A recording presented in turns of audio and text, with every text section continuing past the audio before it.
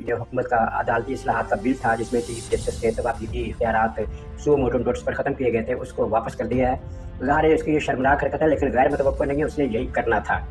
इस पर बात होगी। और दूसरा, टीटीपी पर ऑपरेशन, टीटीपी के खिलाफ ऑपरेशन की खबरों से पीटीआई पर सफ़े मातम क्यों बिछी हुई है, और इनके तमाम लीडर अब उनके चेहरे उड़े हुए हैं, रंगत उड़ी हुई है, हवास बाख्ता है और एक परेशानी की सूरत हाल है। और ये भी उन लीडरों की बात कर रहा हूँ जो इमरान खान के करीबी हल्के से ताल्लुक़ रखते हैं। ज़ाहिर है इनमें शाह महमूद कुरैशी की तरह के लीडर शामिल नहीं हैं, बल्कि इनमें वो लीडर शामिल हैं जो इमरान खान की असल पीटीआई को चलाने वाली कौंसिल के रुकन है, जो गैर एलानिया है। और तीसरी बात ये, पीटीआई ने एक तरफ तो हुकूमत से मुज़ाकरात के लिए राब्ते शुरू कर देंगे और दूसरी तरफ फ़ौज के अंदर बगावत के लिए एक मुहिम शुरू की है, जिसका नतीजा क्या होगा और जिसकी असलियत क्या है, इस पर बात होगी। तो सरफ़हरिस्त सदर का मसला है। अब इसमें बताने वाली कोई ख़ास बात नहीं है, सिवाय इसके कि कल से गिनती शुरू हो जाएगी, 9 दिन बाकी रह जाएंगे। 9 दिनों के अंदर अंदर चीफ जस्टिस ने क्या करना है, बिंदियाल और उनके 3-5 के टोले ने क्या करना है, पीटीआई ने क्या करना है, ये सारा नक्शा हुकूमत के पास मौजूद है कि किस किस इक़दाम की तवक्को इनसे हो सकती है। उसके हिसाब से हुकूमत ने जो एक अपना नक्शा वार गेम का बनाया हुआ है, उसके मुताबिक वो चलेगी और ये मामला इस तरह निमट जाएगा। और पीटीआई को अब भी मोअज़े की उम्मीद है, बल्कि मोअज़ा तो इस्लामी इस्तिलाह है। इनका जो मज़हब है वो आप जानते हैं क्या है। इनके हिसाब से हम ये कह सकते हैं कि इनको अब भी चमत्कार की आशा है कि कुछ ना कुछ ऐसा हो जाएगा कि चीफ जस्टिस बन जाएगा और फिर वो हमारा प्लान आगे बढ़ेगा। ऐसा मुमकिन नहीं है। लेकिन यहाँ मुझे गलती याद आ रही है आसिफ जरदारी की। जिस तरह शहबाज शरीफ साहब ने गलती की कि चीफ जस्टिस को इमरानी टोले के 3 आदमी दे दिए और उसकी स्ट्रेंथ में इजाफा कर दिया, जिसकी वजह से उसने मसाइल पैदा किए। बिंदियाल एक झूठा आदमी है, उसने जो वादे किए थे शहबाज शरीफ से और जिन पर शहबाज शरीफ साहब बड़े खुश थे कि मैंने वादे ले लिए, हालांकि हमने उस वक्त भी कहा था कि ये शहबाज शरीफ साहब से एक बड़ा ब्लंडर हो गया है और उस ब्लंडर की वजह से ये मामला ज़्यादा बिगड़ गए, वरना मामला पहले ही इस्लाह पजीर हो जाना था। तो खैर ये गलती शहबाज शरीफ साहब से हुई और जरदारी साहब से गलती हुई 4 साल पहले हुई, 5 साल पहले जब सदारती इलेक्शन था। तो उस वक्त सूबाई असम्बली की पोजीशन थी और जो सेनेट में पोजीशन थी उसमें उसके हिसाब से इनके पास अपोजिशन के पास नंबर गेम पूरी थी, बल्कि पूरे से ज़्यादा अरकान इनके पास मौजूद थे। मौलाना फजल रहमान बड़े आराम से पाकिस्तान के सदर का इलेक्शन जीत सकते थे, लेकिन उस वक्त जरदारी साहब के जो मामला थे वो उस वक्त की अस्करी क़यादत से सेट थे। इनके साथ पता नहीं फ़ौज ने क्या वादे किए हुए थे और उन वादों की आस में और फिर कुछ नवाज शरीफ के ख़िलाफ़ जज्बा इंतकाम भी उस वक्त जरदारी साहब का भड़का हुआ था। तो उन्होंने मौलाना फजल रहमान की सदारत का रास्ता रोक दिया अपना उम्मीदवार खड़ा करके, और ये दंदान साज पाकिस्तान की नहुसत और पाकिस्तान पर जो नहुसत छाई, इसकी वजह से ये दंदान साज की सदारत हमार हो गई। अब अंदाज़ा करें कि कहाँ मौलाना फजल रहमान जैसा सियासतदान और कहाँ ये दंदान साज जैसा अखलाक बाख्ता एक रज़ील फितरत का एक घटिया आदमी, जिसकी कराची के इलाके में शोहरत ये है कि ये उठाई गई किस्म के ठग किस्म के हैं, दंदान साजी की आड़ में ये लोगों को ठगते हैं। और अब वो तो भट्टा इनका बैठ चुका है बिजनेस का, अब ये दूसरे बिजनेस कर रहे हैं, क्योंकि सदर के ओहदे पर रहकर इसने अपने वो हरामखोर इसका बेटा है, उसको इसने करोड़ों अरबों रुपए के बरात दिलवाई और वो अब इनके पोबारा है, बेशुमार दौलत है। अब तो दौलत का इनका कोई हिसाब ही नहीं है। लेकिन उस वक्त ये इनकी शोहरत यही थी कि जो उठाई गई किस्म के लोग, जो मरीज़ एक मरतबा इनके क्लिनिक जाता था दोबारा नहीं जाता था। ये इतनी घटिया किस्म की फैमिली है और इस फैमिली की शोहरत कराची में आप जाकर किसी से भी पूछ रहे हैं कि बहुत ही गंदी शोहरत के लोग हैं, कोई लोग इनसे हाथ मिलाना पसंद नहीं करते, इतनी घटिया फितरत का आदमी है। तो जरदारी साहब ने उस वक्त जो फैसला किया था, अब वो एक मुसीबत बना हुआ है। मुसीबत तो है, लेकिन ज़ाहिर है कि ऐसी मुसीबत नहीं जिस पर काबू ना पाया जा सके। रुक रुक कर चलना पड़ेगा, जो कानून भेजेंगे ये उसको रोक लेगा, जो कानून भेजेंगे ये उसको रोक लेगा, जिस तरह से ये रोका। लेकिन अब पार्लियामेंट के मुश्तरका इजलास में यह कानून नाफिज हो जाएगा और मज़ीद 9 दिन के बाद, 8 दिन के बाद या 9 दिन के बाद, मेरे ख्याल में 8 दिन के बाद ये जो कानून है ये पास हो जाएगा और एक्ट बनकर नाफिज हो जाएगा। उसके बाद चीफ जस्टिस, मैं तो इसे सो कॉल्ड कहूँगा क्योंकि इसके अपने जज इस पर अदम एतमाद कर चुके हैं और इसकी रज़ालत का अंदाज़ा लगाइए। ये इन लोगों की रज़ालत की देखिए। वो आपको याद होगा कि स्कूल के ज़माने में बच्चे क्या करते थे, जब किसी बच्चे का कोई और बस नहीं चलता था किसी दूसरे अपने मुखालिफ लड़के पर, तो फिर उसका बस्ता छुपा देता था कहीं, या बस्ते से कोई चीज़ निकाल कर छुपा देता था और वही बच्चा परेशान हुआ करता था कि ये मेरी चीज़ कहाँ गई, मेरी कापी कहाँ गई, किताब कहाँ गई, स्लेट कहाँ गई। इस तरह की हरकतें, कमीनी हरकतें। जस्टिस काजी फ़ाइज़ ईसा ने जो एक अपना तफसीली नोट जारी किया, उसमें उन्होंने 6 रुकनी फ्रॉड बेंच का पोल खोल दिया और उसका फैसला कलअदम कर दिया। तो ये फैसला वेबसाइट पर आ गया सुप्रीम कोर्ट की। तो ये बिंदियाल और उसके रजिस्ट्रार ने फैसला वेबसाइट से उतरवा दिया। अब इसका मतलब क्या है, इसका फ़ायदा क्या है? कुछ भी फ़ायदा नहीं है, सिवाय एक कमीनी किस्म की, रज़ील किस्म की सोच को तस्कीन इन्होंने दे दी है कि हमने वो फैसला उड़ा दिया है। और ये उस रजिस्ट्रार ने उड़ाया है जिसको वफाकी हुकूमत बरतरफ कर चुकी है, उसकी खिदमत वापस ले चुकी है। यानी अब वो गैर आइनी तौर पर इस ओहदे पर मुतमक्कन है और काबिज़ है। जब तक बिंदियाल की सरपरस्ती है वो रहेगा, लेकिन बिंदियाल के बाद इसका क्या होगा नाज़रीन ये पर आप जान लीजिएगा। अच्छा, नई साजिश पर आने से पहले थोड़ा सा जिक्र पीपल्स पार्टी का। पीपल्स पार्टी ने कहा है कि तमाम सियासी जमातों को मुज़ाकरात करने चाहिए और इलेक्शन की तारीख आगे नहीं जानी चाहिए। इसमें 2 नुकते समझ लेने चाहिए कि पहली बात यह है कि मुज़ाकरात की ये पेशकश कोई गैर मशरूत नहीं है, बल्कि पीपल्स पार्टी ने पीटीआई के लोगों से, जो जिन लोगों ने इनसे रब्ता किया, उनसे ये साफ कहा है कि ठीक है मुज़ाकरात कर लेते हैं, लेकिन आपको कुछ गारंटियाँ देनी पड़ेंगी कि आप मुज़ाकरात में संजीदा हैं, अपनी मुतालबात लेकर आएँ, कौमी असम्बली में वापस आएँ और जो अक्टूबर तक का जो मसला है उसको कबूल करें, क्योंकि अक्टूबर से पहले इलेक्शन नहीं हो सकते। ये बात पीपल्स पार्टी ने बता दी है। हाँ, पीपल्स पार्टी के खिलाफ हुकूमत से है इस बारे पर कि हुकूमत में ये सोच मौजूद है और आपके इल्म में है, वो सोच ये है कि इलेक्शन अक्टूबर से आगे जा सकते हैं। पीपल्स पार्टी अक्टूबर से आगे इलेक्शन ले जाने की मुखालिफ है, तो वो नवंबर दिसंबर तक वो इजाज़त देने के लिए लचक दिखा सकती है, इससे आगे नहीं। ये एक अलग मसला है और इतना मसला इससे ज़्यादा का नहीं है। तो इस दौरान पीटीआई ने भी मुज़ाकरात के लिए दोबारा कोशिश शुरू कर दी। वसत कैसर ने तो ये तक कह दिया है कि अगर हुकूमत हमसे मुज़ाकरात करना चाहती है तो पहले कौमी असम्बली को तोड़े। कोई इसे पूछे कि हुकूमत कब तुमसे मुज़ाकरात करना चाहती है। शहबाज शरीफ बिल्कुल मुज़ाकरात के हक़ में नहीं है, पहले थे, अब नहीं है। मौलाना फजल रहमान भी नहीं है, और वो जितनी दूसरी इत्तेहादी जमातें हैं पीपल्स पार्टी को छोड़कर कोई भी मुज़ाकरात के लिए तैयार नहीं है। तो तुमसे मुज़ाकरात कर कौन रहा है जो तुम कौमी असम्बली तोड़ने की पेशकश कर रहे हो? असल बात यह है कि इमरान खान ने इनकी और कुछ दूसरे लीडरों की, असद उमर की, फवाद चौधरी की, इनकी ड्यूटियाँ लगाई हैं कि हुकूमत से मुज़ाकरात के लिए रब्ते करो, और वो रब्ते कर रहे हैं। हुकूमत मुज़ाकरात के लिए तैयार नहीं है। अच्छा नाज़रीन, ये जो साजिश हो रही है, ये पीटीआई के जो सफ़े मातम है, इसका जिक्र मैं बाद में करूँगा। साजिश ये हो रही है कि फ़ौज के साथ इनके रब्ते की तमाम कोशिशें नाकाम हो रही हैं। कल परसों एक रब्ता फिर किया गया है फ़ौज के साथ, परसों, और उसमें वही एक किस्म का एनआरओ मांगा गया है कि आप ये चीज़ें छोड़ दें, क्योंकि जो चीज़ें होने वाली हैं वो नज़र आ रही है कि क्या कुछ होने वाला है। इमरान खान पर बड़े संगीन किस्म के मुकदमात बन रहे हैं, और आहिस्ता आहिस्ता बाद लोगों की जो तवक्को है ना कि एक बुलडोज़र फेर देगी हुकूमत इन पर, इस तरह नहीं है। बुलडोज़र फिरेगा, लेकिन वो एक अपने मुनफरद तरीके से फिरेगा। और जिस तरह के आप देख रहे हैं कि आज से 3 महीने पहले की, 4 महीने पहले की सूरत हाल क्या थी, उससे पहले 10 महीने पहले की सूरत हाल क्या थी, और यानी इनको एक तदरीज के साथ, बड़ी आहिस्तगी के साथ शिकंजे में लिया जा रहा है। और ये जो गुंडापुर गिरफ्तार हुआ है अली अमीन, ये कोई छोटी बात नहीं है, ये बड़ी अहम बात है। इसलिए ये गुंडापुरी असल में इमरान खान की जो साथी है ना करीबी, जिसका मैंने जिक्र किया था कि इसकी गैर सरकारी गैर एलानिया कौंसिल है जो असल तहरीक इंसाफ है, उसका ये अहम मेंबर है। दहशतगर्दी की और जराइम की वारदातों को कंट्रोल करने वाला जो सेल है, अब अली अमीन गुंडापुर उसका हेड है। तो 2 दिन की तफ्तीश के दौरान इससे बहुत कुछ उगलवाया जा चुका है, और ये इतना बुज़दिल आदमी साबित हुआ है। इसका डेल डोल देखें, इसकी तकरीरें देखें, इसकी धमकियाँ देखें, इसके लोगों से अंदाज़े तखातब देखें, लोगों को मारना पीटना, गुंडागर्दी, जगहगिरी, दादागिरी, सारे काम इनके देखकर लगता था कि ये कोई बड़े मजबूत आसाब का मालिक होगा। कोई आसाब मजबूत साबित नहीं हुए। इसके ताकत थी, बेशुमार गनों वाले लोग थे, और फौज के अंदर एक धड़ा, वही फैज़ गफूरी का धड़ा इसका सरपरस्त था। टीटीपी से इसके राब्ते थे। तो इन ताकतों की बुनियाद पर ये खुद को एक गुंडा साबित करने में कामयाब हुआ, वरना इसके आसाब नहीं थे।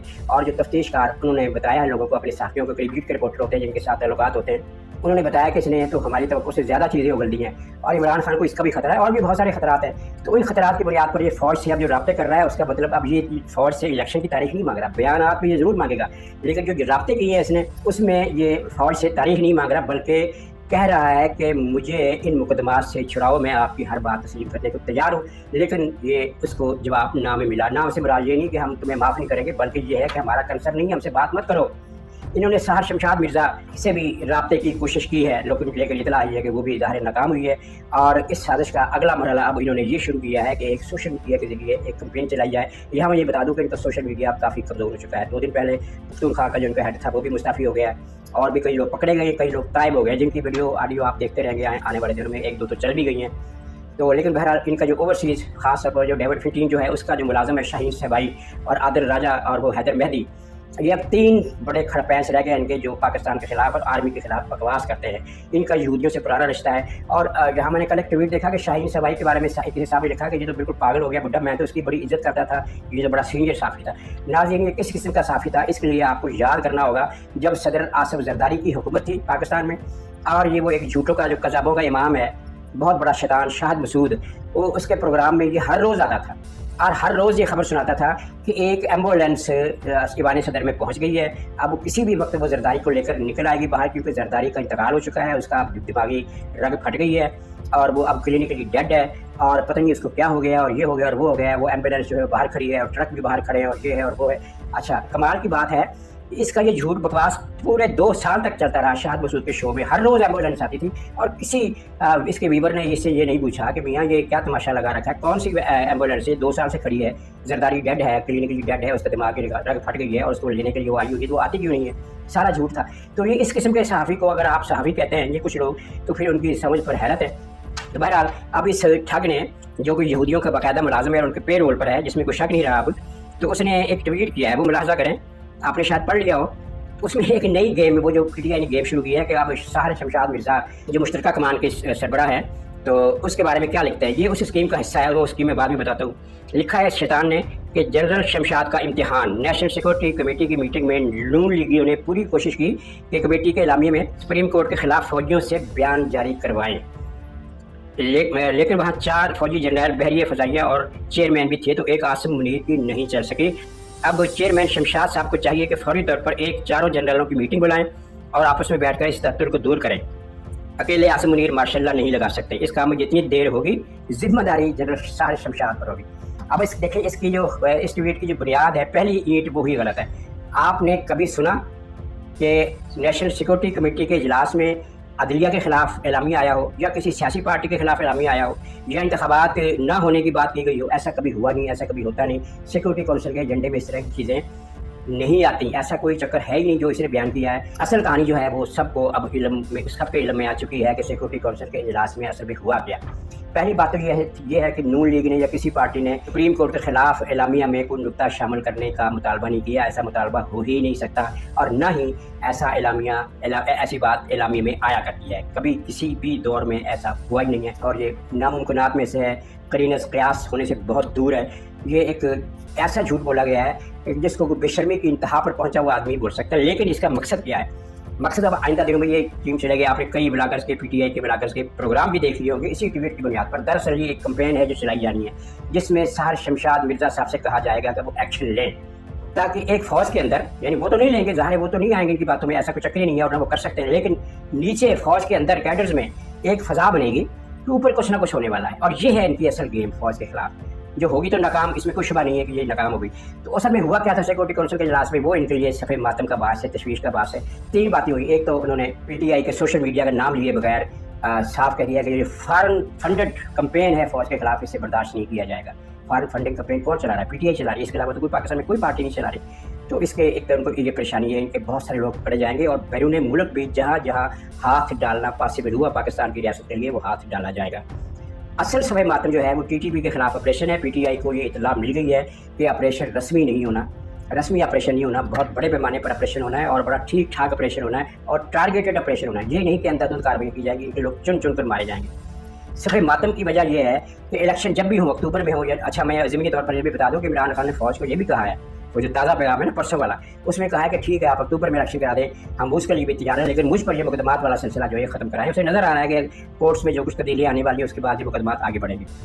तो खैर, जब भी इलेक्शन होते हैं तो पीटीआई का ये मनसूबा था कि टीटीपी के दहशतगर्दों के जरिए अपनी इंतखाबी मुहिम चलाई जाएगी, मुखालिफ उम्मीदवारों को कत्ल किया जाएगा। कल वज़ीर-ए-आज़म हाउस में एक टीटीपी का दहशतगर्द पकड़ा गया, वो कैसे अंदर पहुंचा, ये बड़ी तशवीश की बात है कि इसका मतलब है कि वज़ीर-ए-आज़म हाउस की सिक्योरिटी के अंदर भी कुछ लोग इमरान खान की सहूलतकारी कर रहे हैं, पहले से चले आ रही है, क्या चक्कर है। तो ये एक असैसिन्स की एक टीम बनाई गई जिसमें इतला है कि 12 अफराद शामिल है टीटीपी के, 10 दहशतगर्द, 12 अफराद की एक गिनती है। अगर 11 होता तो हम कह सकते थे कि इमरान 11, लेकिन एक ज़्यादा है, 12 हैं।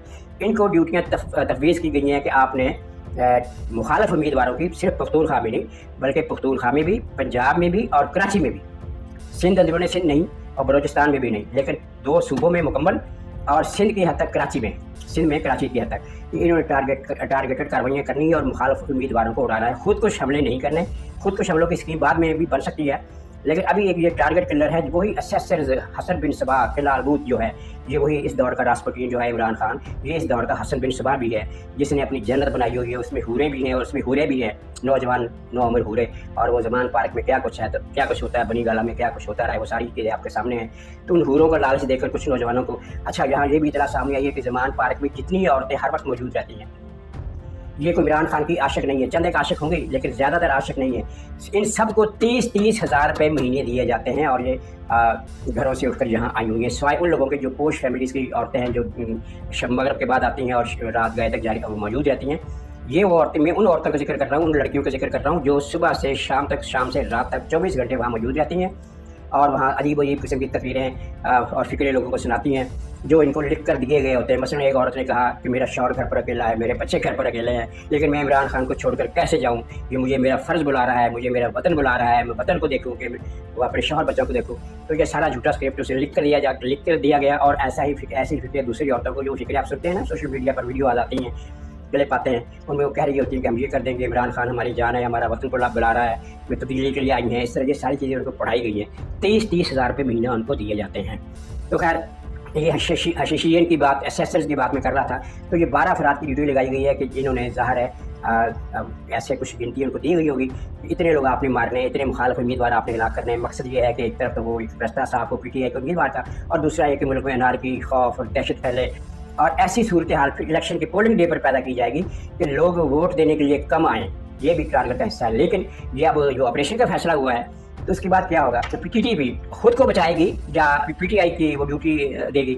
इसलिए कि ये तो ठीक है कि किसी ऑपरेशन में दहशतगर्द तंजीम इतनी जल्दी ख़त्म नहीं हुआ करती। ख़ास तौर पर टीटीपी का मसला है ये है कि बॉर्डर पार से उसे मदद हासिल है, ये लोग छुप कर बॉर्डर पार कर जाते हैं जब ऑपरेशन होता है। तो इसको हम ये तो नहीं कह सकते कि इस ऑपरेशन में फैसला कुन एक्शन होगा और ये